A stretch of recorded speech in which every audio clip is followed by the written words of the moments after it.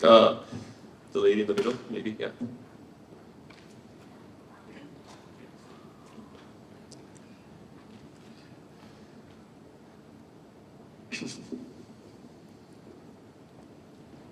Thank you for your thought-provoking lecture for us, and it's my personal honor to have you in person.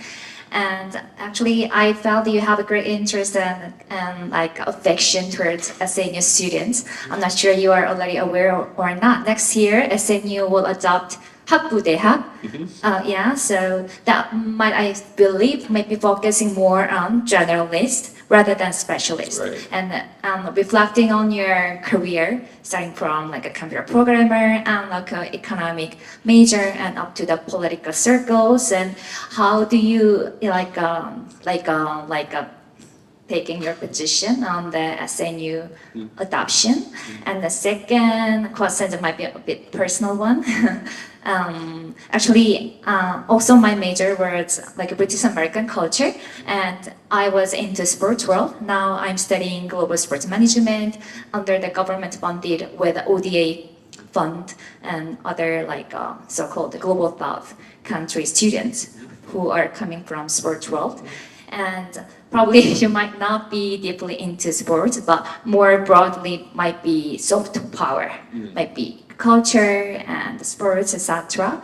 So how do you feel about any soft power like taking shape in your undeniable future? Thank you. Well, And okay, one on another personal Okay. note, and then probably in sports world might not be separable from the politics. I just wanted to make contribution the enhancement of Korean sports in the global arena. Then how to be a possible path for myself to think about in the future. okay. So the point about SNU adopting this 학부대학 system, well, I totally am for it because I graduated from Harvard. So whenever I saw, so I attended KAIST for 2 months before I go to Harvard. So here's the thing. So Harvard is all about diversity. So I like that because when I was in KAIST for 2 months, back then we didn't have smartphones, we didn't have mobile phones. So every floor of our dormitory, we had a TV screen in the resting area. And one interesting thing was, and when I was in KAIST, we didn't fight over TV channels. The TV channel was always set to a channel which was doing this StarCraft game videos or something like that. So we were like people of the same kind. So we didn't have any disputes or anything about the TV channel. But when I was in Harvard, so I was in a dormitory with 8 colleagues, and so one had to watch this football TV, program, and one had to watch this Spanish program, and one had to watch this some history channel or something like that. And we all had our shares in our channel, and I was forced to see some of the Spanish channels, which I didn't even understand. So, but really, it's the kind of some forced diversity that I experienced really shaped me a lot in a better way. Say, I would have to mention so I was in IT, and so my experience with IT in Korea, if you back in year 2000 or so, if you started an IT company, you would classify people as into three categories. One, a developer, one designer, and one, say, my manager or something like that. But so I was in Harvard with the founders of Facebook. So I remember, when they were starting Facebook, there were like 2 or 3 members from computer science and were studying computer science, and the other guys were studying history, philosophy, and all these other things. So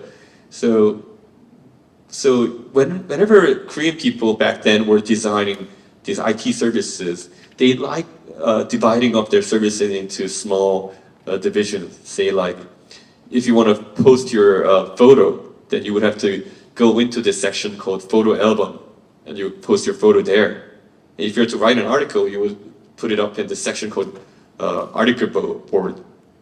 and something like that, things like that. So they divided up to slice it up into sections. But something that I was interested in when they were designing Facebook was then when they were designing this Facebook, the guys from this history who were studying history meant that why do we have to split up all these things into sections? I mean, in history we put all these kind of things into a thing called timeline, and since then all the IT services in the U.S. started putting everything in chronological order. So Korean people who are like studying the identical things, they would have never come up with such an idea, I believe. So it's really important that we mingle with like different people, and so that's the kind of thing I sense with my friends from high school who attended SNU. So they are like such smart people, but they have little experience talking with people different from them. So I believe that it's a great initiative that they have, and well, they're gonna start with small numbers, but I believe that at the end they're gonna come to a status where that most of the students like the program. Say one thing I liked about Harvard was that we accept 1,600 students a year, and when I was graduating from college back then, people who chose computer science as their concentration, the number was somewhere around 60 out of the 1,600 who got admitted. I think I heard the numbers these days are something like 300. So it's really a good thing that the school can actually adapt to demands of the students easily by adopting that system. So yeah, I think it would be a great change for SNU. And regarding the ODA and soft power issue, definitely that it would be a challenge that we have to go through for Korea. And I think soft power wise, I mean, back in 2003 and 2007, I talk about 2003 and 2007 a lot, I know, but 15, 20 years ago when I was in the US, I saw no one actually watching Korean dramas or Korean movies or like enjoying Korean culinary cultures or anything like that. Back then, it was only a few Korean Americans from California who were like into these kind of things. But now, when I hear from my people in Massachusetts, they say that it's become very common, and I think Korea should definitely put more efforts into increasing our soft power or promoting our soft power globally. And I think so. Here's the thing. So I was in the session last week in the National Assembly saying about if we are to export our democracy to overseas, and well, at first it looked reasonable, but when we're thinking about exporting Korean-style democracy to other authoritarian countries, namely China, I think it's really a hard thing for us to do, but I think we can say we should really try hard to export these kind of soft power or things to overseas, because I mean, Korea definitely has something that the East Asian culture can accept more easily than the Western style soft powers. So we should definitely invest more into that. Yeah, I think, yeah. Next question maybe, yeah. Oh, we have the lady in, yeah.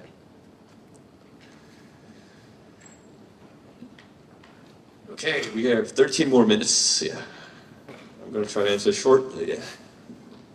So, thank you again for coming to the SNU and then giving a lecture again. Like I was actually here last year, and then I really enjoyed your insights about like our like birth rate, like lower birth rates and everything. But since you have a background in the science and IT, and I was surprised that you didn't bring anything about the future, like this technology change, because the topic is that the given topic is the undeniable future, and we mostly discussed about the ideology. So I guess my question is like, what do you think about like how like Korea is a react to the future, like a climate change or like the energy transitions, and then that sort of position, like because right now the President Yoon is sort of doing the sales politics, and how would you how do you think, what do you think about what he's doing now? Like how would you evaluate what he's doing, and then if you were to be in a position to make the decision, maybe in the near future, because since you mentioned that there's possibility of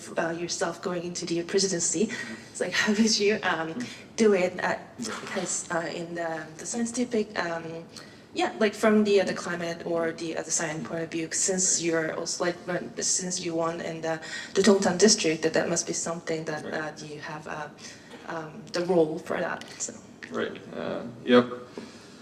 Well, the thing here is that I didn't want to be a clumsy futurist, as I mentioned. So I didn't want to mention any of this really detailed science tech in here because, well, I know a lot of things about those things, but I'm not that professional to lay those out to you. But the thing here is, well, remember how I talked about the younger generations are thinking that we were born in a developed country and we are now ready to take the responsibilities? That's my take on the climate change and the energy transition issue. Because, well, if we look at our industry, it is really hard for us to keep our advantages against China or other developing countries by manufacturing cost or those kind of traditional factors. Well, we would have to follow the path of the developed countries or the Western countries by, to be honest, imposing more trade barriers, using those restrictions regarding, say, renewable energies and, say, all those are commitments to climate change and energy transition. So I think we should definitely try to think of ourselves as a developed country now. That's the big difference between Mr. Yoon and me, because Mr. Yoon thinks that we really have to get all those exemptions that we enjoyed for the past decades as a developing nation, developing country. But now I think it's a completely different story because we cannot compete in the league of developing countries with China in manufacturing or all these industries. We have to now fall into the league of the developed countries. And now, I remember back in my college days when the Harvard Foundation, the corporation, tried to invest into a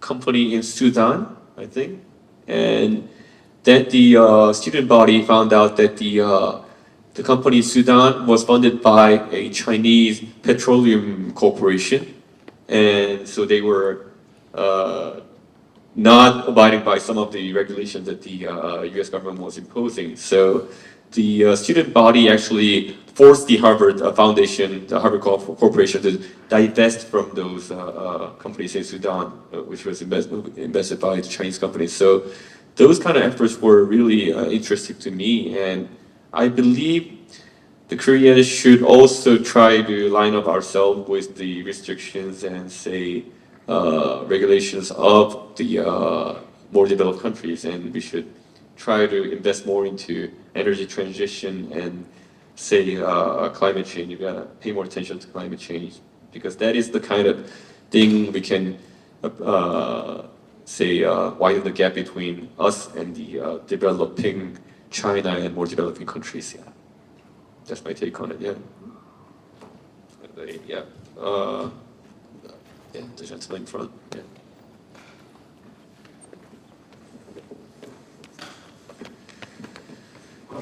네, 안녕하세요. 예. 네, 발표 잘 들었어요. 예. 네, 강연 잘 들었습니다. 예. 제가 그 이준석 대표님께 여쭈고 싶은 게 그 이준석 대표님이 후보자이셨을 때 하셨던 공약에 대한 것인데요. 바로 그 지하철 무임승차 관련 공약에 대한 견해를 여쭙고 싶었습니다. 제가 생각하기로 그거 이준석 대표님의 공약에 반대되는 두 개의 견해가 있다고 생각이 되는데요. 첫 번째는 그 지하철 노인분들이 지하철을 무료로 타면서 그걸로 인해서 노인들의 우울증 개선이나 자살률 감소 등의 사회적으로 좋은 것을 통해서 오히려 국가에서 세금이 덜 나가는 효과도 있다. 그래서 지하철 무임승차는 유지돼야 된다라는 견해가 첫 번째고요. 두 번째는 노인들 그 지하철의 적자가 노인들이 무임승차를 해서가 아니라 그 한국 교통 자체에 문제가 있다. 예를 들어서 시내버스는 노인들이 무임승차하지 않고 다 돈을 다 내는데도 시내버스는 작년 적자가 났거든요. 그리고 대한민국이 OECD 국가들 중에서도 되게 교통비가 되게 낮기로도 유명해서 교통 천국이라는 말이 붙기도 했잖아요. 대한민국과 이런 국가에. 그래서 이런 두 가지의 견해들이 있는데 그 두 개의 견해들에 대해서 어떻게 생각하시는지 의견을 여쭙고 싶었습니다. Well, so the question here is that in the recent election, I proposed that we remove the fare exemption of the elderly citizens for the subway lines here in Seoul. And the thing here is that the main opposition thinking is that the elder citizens are going to be healthier riding free subways, and the other is that they're going to feel less suicidal because they are not just sitting in their houses and they're just walking in public and they're enjoying the life in the city. So, but I think if they are feeling so good riding the subway, walking around, meeting other people, why can't they do that in the parks, you know?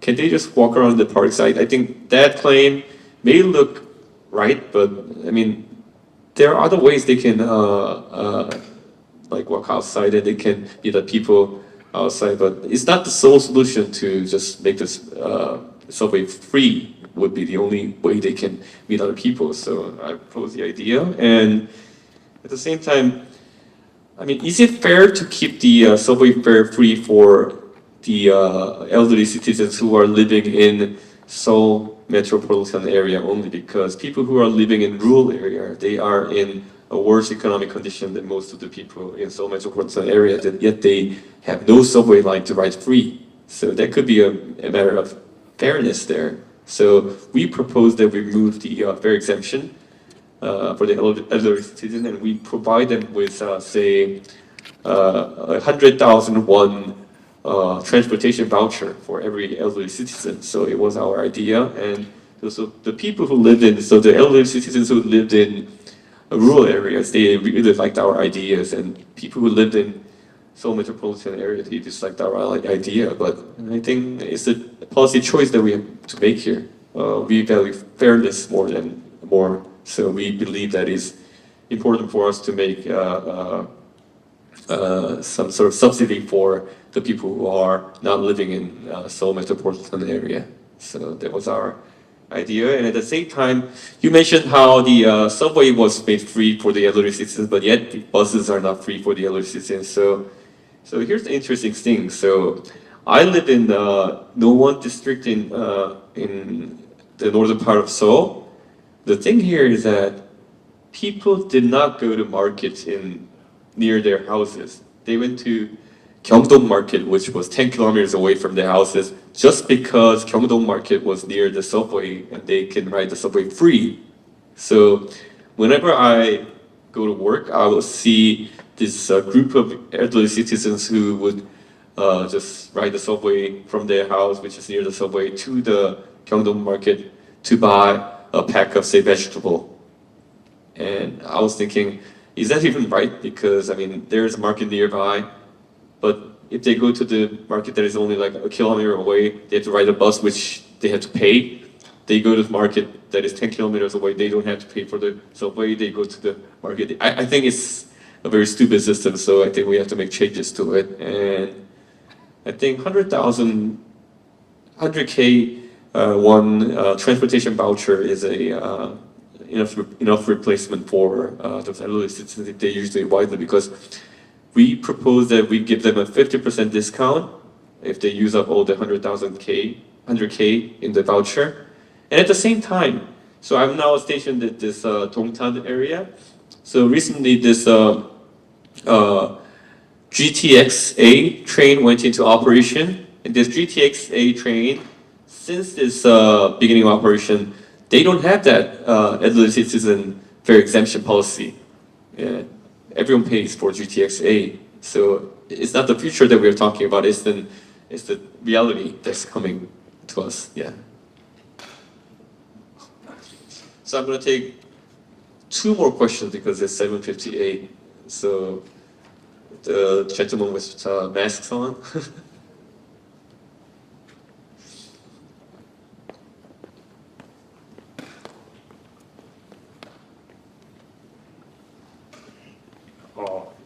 So thank you for your lecture.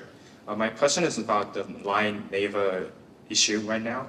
So recently, the Japanese government has kind of made governmental policies over to take over the line department from neighbor, and this shows like how like actual threats about foreign governments over like kind of interest according to their national interests, imposing such threats over the Korean companies and the Korean industries. However, the government right now, the government right now is not kind of doing, is kind of being criticized by not imposing appropriate actions towards this kind of issues, and like recently, not over Japan, but also China and the United States are kind of making similar kind of policies to kind of protect their own industries and to kind of rid out the Korean, not only Korea, but foreign industries from their own nation. So I'm kind of wondering like what would be kind of an appropriate react of the Korean government about these issues, and I'm also wondering about your perspective of this kind of situations which will be more prevalent in the near future. Thank you. I'm now almost seeing this like a new style of mercantilism here acting in global society right now, because everyone in their domestic politics propose that they are promoting free trade and they are promoting regulation-free society. But even Mr. Yoon says that he values freedom the most, and he mentioned freedom, say, 40 times in his inauguration speech. And now the thing here is that, well, you mentioned how similar things are going on with the U.S.-China trade dispute, and remember how the U.S. forced China to sell TikTok to the U.S. And they pointed out there were some security measures that they did not take, and Japan is making exactly the same accusation to line neighbor. So it's a very tough thing for us, because U.S. said the same thing to the China, and China couldn't do anything to it, and now Japan is imposing the same kind of threat to us. So, but here's the thing. So, Mr. Yoon, I mean, he's really doing wrong in the sense that he's done enough to appease the Japanese politicians and public.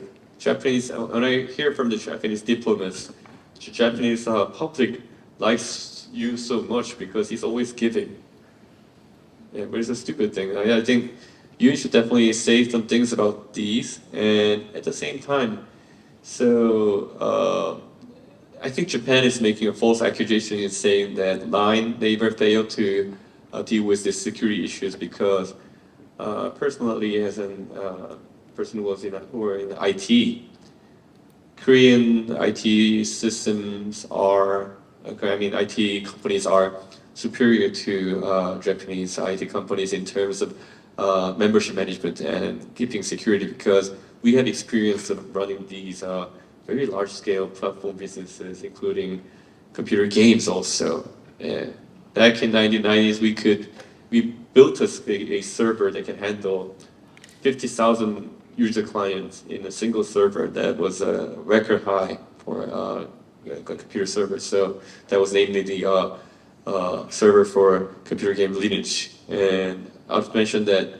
server technology is not an issue. Maybe something happened to the system, but it's not a big thing that neighbor line cannot handle. So Mr. Yoon, President Yoon should definitely look into this issue and tell the details to the Japanese guy, saying that this thing could happen anytime, but it's not an issue that we cannot deal with, you know. So I mean, I hope that Yoon is looking into this problem, but he has so many problems on his hands. So I think I'm not sure if it's on his priority list or anything like that, but I think it's a really important thing because I mean it's a platform loved by the people of Japan and people of Southeast Asia. So Line Neighbor and the Line platform, it can be a really cash cow for the Korean IT companies, and it's like Kakao Talk of the Japan and Southeast Asia. So we shouldn't be selling it cheap, you know. So yeah. Last question. Okay, the gentleman with cap on, yeah. Yeah, you should be wearing something if you wanna select it. Yeah. And after the question, I'll be taking photos if you want. Yeah, so. Thank you. Party member here too.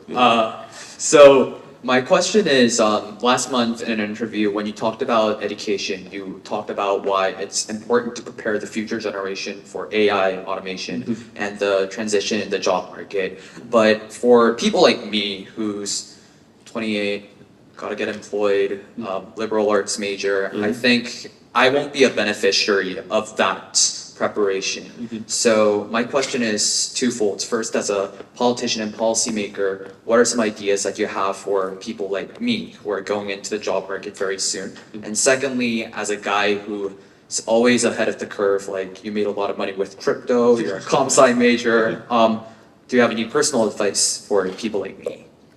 뭐 financial wise, That would be great too, actually. Okay. Well, so as I mentioned, like even if society seems to go advantageous for the tech-savvy guys, I mentioned how among the Facebook founders, there were a few people who majored in history or philosophy who actually contributed a lot to the founding process of Facebook. Say, I mean, though computer science major, the tech-savvy guy would have thought of this function called like, meaning that you don't want to write anything, but you want to say something about your emotions or anything like that. So there are definitely some places where you can participate in the first place. And second time, it is not really hard to become tech savvy these days, because back in year 2003, 2007, when I was in college, well, you had to go to college to learn programming or adapt to these new technologies, because you only had access to those information in college or in those classrooms. But these days, there are really good programs for even on YouTube that you can follow through, that you can upgrade your skills in terms of IT and all this stuff. And even the GPTs, I mean, if you take these courses, I mean, you can really get to know the GPT system very well, and you can just harmonize your skills with those new technologies. So I think you should definitely look into those new skills. And I mean, like GPT is a great skill because it's not a skill for just the tech-savvy people. It's just a general engine for common people. So you should really try to adapt to it. And at the same time, well, even like the programmers are not in the lead in this contest, because I mean, programming in general can easily be replaced by AI. And well, when I open up my editor on my computer now, I type 2 or 3 words, then this AI coding system would suggest me saying, "Are you trying to code this?" And I was like, I just typed 2 words and this system knows what I'm trying to code. And I mean, some point in the near future, then the system would just code things that I would just talk and just lay out, say, build me an application that does this and this and this. When that comes, it's not about technology or getting a computer science degree in college. It's about making these new ideas about how to change the society. So I definitely think that you should not be too afraid of the technological issues and to be afraid of the tech-savvy people, because you spend your time studying other things, and I think those can be more essential to say designing a new system, because maybe in the near future, coding and the computer programming could be done by all AI. You know, so yeah, I mean, definitely, I'm the person who's getting threatened by the new AI system because I told you when I opened up my editor, I just type a few words and it would just code the things for me, and that's a threat to me, but not for you because I mean, and so don't be too afraid. And please go look up in YouTube. And I'm sure you are aware of the GPT system, and it's a really, really a good opportunity for everyone. So, and for financial advice wise, please do divest from crypto. Yeah. There are going to be more and more regulatory regimes coming up on it in Korea. So yeah, please do divest or move overseas. Yeah, move your assets to markets overseas. Yeah, that's my advice I can give you.